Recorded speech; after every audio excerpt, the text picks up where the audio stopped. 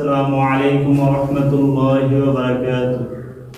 الحمد لله رب العالمين حمد الشاكرين، والصلاة والسلام على سيد المرسلين وعلى آله وأصحابه أجمعين.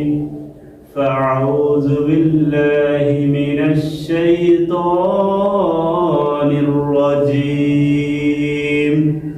بسم الله الرحمن الرحيم. الذين ينفقون أموالهم بالليل والنهار سرا وعلانية فلهم أجرهم عند ربهم ولا خوف عليهم ولا هم يحزنون. وقال النبي صلى الله عليه وسلم: على كل مسلم صدقة، أو كما قال عليه الصلاة والسلام. সম্মানিত উপস্থিতি, মহান রব্বুল আলামিনের দরবারে লাখো কোটি শুকরিয়া জানাই যে মহান রব্বুল আলামিন আমাদেরকে আজকে এই মহতী জলসায় আসার এবং বসার তৌফিক দান করেছেন, এজন্য বলি আলহামদুলিল্লাহ। প্রিয় উপস্থিতি, আজকে আপনাদের সামনে একটি গুরুত্বপূর্ণ বিষয় নিয়ে আলোচনা করব। বিষয়টি অতি গুরুত্বপূর্ণ এবং অতি প্রয়োজনীয়। The topic is very important and very necessary. তো বিষয়টি সম্পর্কে আমাদের অনেকের জানা না থাকার কারণে আমরা অনেক সওয়াব থেকে বঞ্চিত হচ্ছি, অনেক নেক আমল থেকে বঞ্চিত হচ্ছি।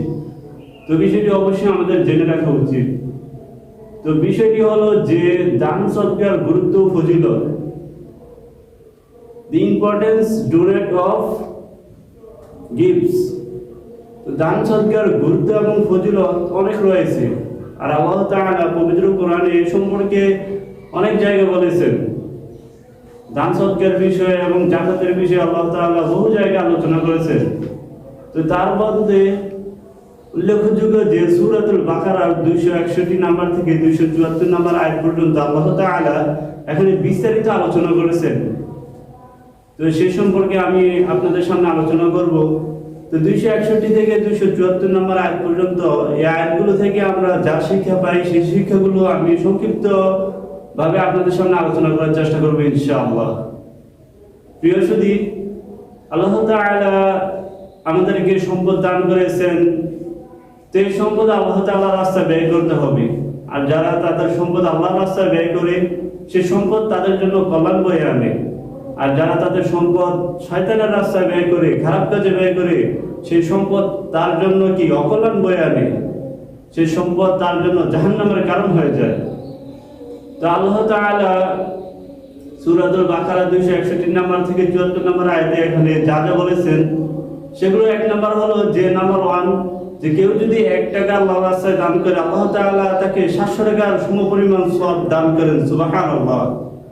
তো কেউ যদি 1 টাকা গিফট করে, 1 টাকা গিফট এন্ড ডোনেট, তাহলে আল্লাহ তাআলা তাকে 700 টাকার সমপরিমাণ কি দেয়? সওয়াব দান করে। সুবহানাল্লাহ। আল্লাহ তাআলা সূরাতুল বাকারা 261 নম্বর আয়াতে বলেন যে মাসালুল লাযীনা ইউনফিকুনা আমওয়ালাহুম ফী সাবিলিল্লাহি কামাসালি হাববাতিন আনবাতাত সাবআ সানাবিলা ফী কুল্লি সুমবুলাতিন মিআতু হাব্বা ওয়াল্লাহু ইউযাইফু লিমান ইয়াশা ওয়াল্লাহু ওয়াসিউন আলীম। যে আল্লাহ তাআলা বলেন যে কেউ যদি আমার রাস্তায় দান করে, সেটা উদাহরণ হলো একটি শস্য দানার মতো, যা থেকে 7টি শীষ উৎপন্ন হয় এবং প্রতিটি শীষে 100 করে দানা থাকে। সুবহানাল্লাহ। তাহলে 7টি শীষে 100 করে দানা থাকলে 700 হয়।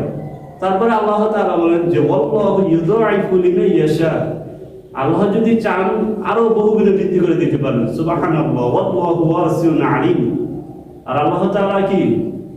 আল্লাহ তাআলা তো ধনী, আল্লাহ তাআলা তো প্রাচুর্যময় এবং মহাজ্ঞানী।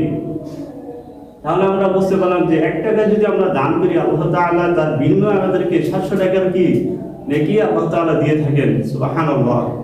2 নম্বর হলো যে আমরা দান করে কখনো খোটা দেব না।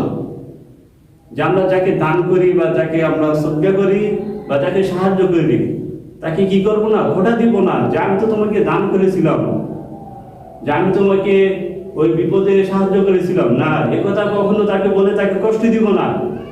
যে ব্যক্তি দান করে খোটা দেয় অথবা কষ্ট দেয় মানুষকে, তাহলে তার দানের সওয়াব কি আল্লাহ তাআলা দেন না, সে সওয়াব থেকে বঞ্চিত হয়। তাহলে আমরা কখনো দান করে খোটা দিব না। 3 নম্বর হলো যে আমরা উত্তম কথা বলবো। যারা আমাদের কাছে সাহায্য চায় বা গরিব মিসকিন, তারা যদি আমাদের কাছে সাহায্য চায় তাহলে আমরা তাদের সাথে খারাপ আচরণ করব না। যে কোনো ফকির যদি আপনার কাছে বলে যে ভাই আমাকে কিছু দান করেন, তখন আপনি তাকে ধমক দিবেন না যে এই যাও, এখন আমার কাছে টাকা নাই, না, একথা কখনো বলবেন না। আপনি যদি না দিতে পারেন তাহলে বিনয়ের সাথে তাকে বলে দিন, কিন্তু তাকে ধমক দেওয়ার অধিকার আপনার নাই। আজকে সে আপনার কাছে এসেছে বিপদে পড়ে, হতে পারে আগামীকাল আপনি তার কাছে যেতে পারেন না। আল্লাহ তাআলা চাইলে সবকিছু সম্ভব। এর জন্য আমরা কি করব, যে যাদেরকে দান করব তাদের সাথে কখনো যে খারাপ আচরণ করব না, তাদের সাথে আমরা গুড বিহেভ করব।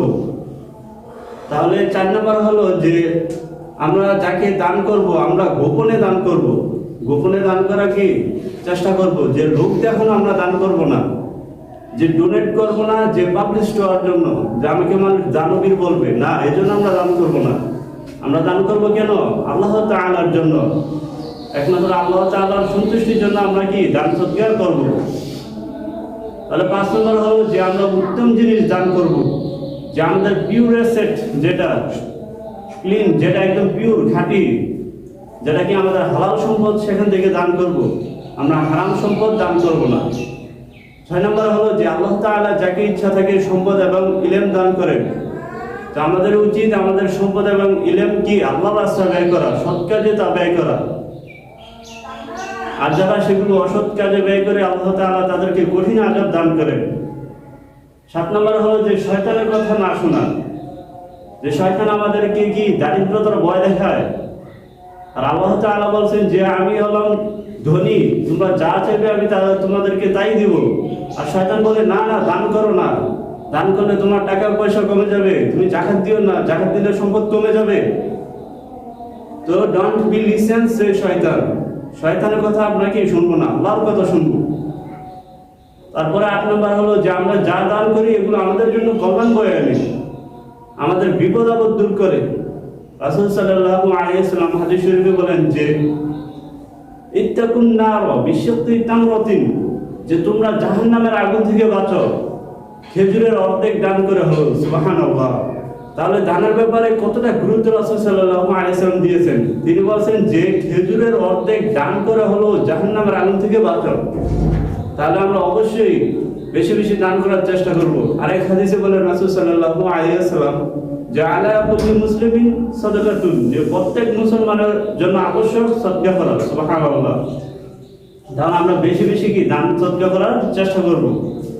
9 নম্বর হলো আমরা দিনে রাতে প্রকাশ্যে গোপনে দান করব।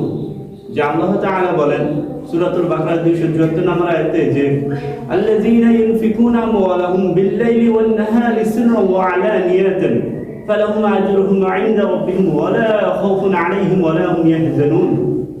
যে আল্লাহ তাআলা বলেন যে যারা তাদের সম্পদ দিনে রাতে প্রকাশ্যে গোপনে দান করে তাদের জন্য রয়েছে তাদের রবের কাছে উত্তম প্রতিদান। জাল্লাযীনা ইউনফিকুনা আমওয়ালাহুম বিল-লাইলি ওয়ান-নাহার, যে দিন এবং রাত, ডে এন্ড নাইট। তারপরে বলেছেন সিররান ওয়া আলানিয়াতান, প্রকাশ্যে এবং গোপনে, শো এন্ড হাইড। তারপর বলছে ফালাহুম আজরুহুম 'ইনদা রাব্বিহিম, যে তাদের প্রতিপালকের কাছে রয়েছে তাদের জন্য উত্তম প্রতিদান। ওয়ালা খাউফুন 'আলাইহিম ওয়ালা হুম ইয়াহজানুন, তাদের কোনো ভয় নেই, তাদের কোনো চিন্তা নাই। সুবহানাল্লাহ। তাহলে এখান থেকে আমরা বুঝতে পারলাম যে সবসময় আমরা দান করব, দিনেও দান করব, রাতেও দান করব, প্রকাশ্যেও দান করব, গোপনেও দান করার চেষ্টা করবো ইনশাআল্লাহ। তো আল্লাহ তাআলা বলেন যে এখানে আপনাদেরকে এটা বলি, প্রতিদিন কমপক্ষে 10 টাকা দান করুন। কয় টাকা? কমপক্ষে 10 টাকা দান করুন। আপনি 2 টাকা গোপনে দান করুন, আর 2 টাকা প্রকাশ্যে দান করুন। 2 টাকা আপনি দিনে দান করুন, 2 টাকা আপনি রাতে দান করুন, আর 2 টাকা যে আপনি সুস্থ আছেন এর জন্য দান করুন। সুবহানাল্লাহ। তো আপনি এভাবে প্রতিদিন day and night and show and hide, আপনি প্রকাশ্যে গোপনে এবং দিনে এবং রাতে সবসময় কি দান করুন। তারপরে 10 নম্বর হলো যে মসজিদ মাদ্রাসা দান করা এবং কি ছাত্রদেরকে দান করা, যারা ইলম অর্জন করে তাদেরকে দান করা। তো যারা ইলম অর্জন করে তাদেরকে যদি আপনি দান করেন, তাদেরকে সাহায্য সহযোগিতা করেন, এখানে বহুগুণ আপনার সব রয়েছে, যে অনেক সব রয়েছে। প্রথমত যে আপনি দান করলেন, এর দানের সব তো আপনি পাবেন। 2 নম্বর হলো আপনি দিনকে সাহায্য করলেন। 3 নম্বর হলো যে ওই ছাত্র যতদিন সে আমল করবে ততদিন এর সব আপনি পাবেন। সুবহানাল্লাহ, যাকে সদকাতুল জারিয়া বলা হয়, যে সদকা কি মৃত্যুর পরও জারি থাকে। আমরা জানি যে কোনো ব্যক্তি যদি মৃত্যুবরণ করে তাহলে তার আর কি কোনো আমল করার সুযোগ থাকে না, তার আমল নামা বন্ধ হয়ে যায়। তবে 3টি আমল জারি থাকে সব সময়। 1 নম্বর হলো নেক সন্তান।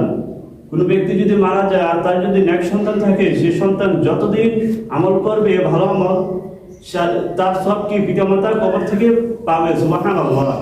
2 নম্বর হলো উপকারী বিদ্যা। যে ব্যক্তি কাউকে কোনো কিছু শিখে যায়, কোনো মাসালা, কোনো দোয়া, কোনো সূরা, তাহলে সে ব্যক্তি যতদিন আমল করবো তার সব কি সে পাবে। 3 নম্বর হলো যে সদকাতুল জারিয়া, যেমন সদকা যেটা মানুষের কল্যাণে সে দান করে গেছে, যেমন মসজিদ নির্মাণ করে গেছে, মাদ্রাসা প্রতিষ্ঠা করে গেছে, রাস্তা বানিয়ে গেছে, তো ইত্যাদি।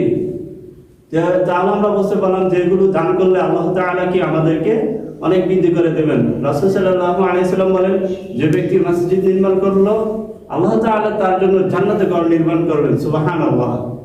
আমরা সর্বশেষ বুঝতে পারলাম যে দানের অনেক ফজিলত আরো রয়েছে। তো আমি সংক্ষেপে এগুলো বলে দিলাম। তো আল্লাহ তাআলা যেন আমাদেরকে দান করার তৌফিক দান করেন, এবং আমরা সবসময় দান করব, গোপনে, প্রকাশ্যে, দিনে এবং রাতে। তো এখানে যে আল্লাহ তাআলা তো পবিত্র কোরআনে 4টি উল্লেখ করেছেন, গোপনে, প্রকাশ্যে, দিনে, রাতে। তো হাদিসে আছে যে গোপনে দানটা আল্লাহ তাআলার নিকট আরো বেশি প্রিয়। গোপনে দান কি প্রিয়? কাল কিয়ামতের দিন যে আরশের নিচে আল্লাহ তাআলা ছায়াদান করবেন, তার মধ্যে অন্যতম একজন হলো যে ডান হাতে দান করে তার বাম হাত জানে না, অর্থাৎ যে গোপনে দান করে। তো আমরা সবসময় বেশি বেশি দান করার চেষ্টা করব এবং গোপনেও দান করার চেষ্টা করব। দান করলে আমাদের বালা মুসিবত দূর হবে, আমাদের বিপদ আপদ দূর হবে। তো আল্লাহ তাআলা আমাদেরকে দান করে বেশি বেশি দান করার তৌফিক দান করুন এবং তার প্রিয় বান্দা হওয়ার তৌফিক দান করুন। ওয়া আখিরু দাওয়ানা আলহামদুলিল্লাহি রাব্বিল আলামিন।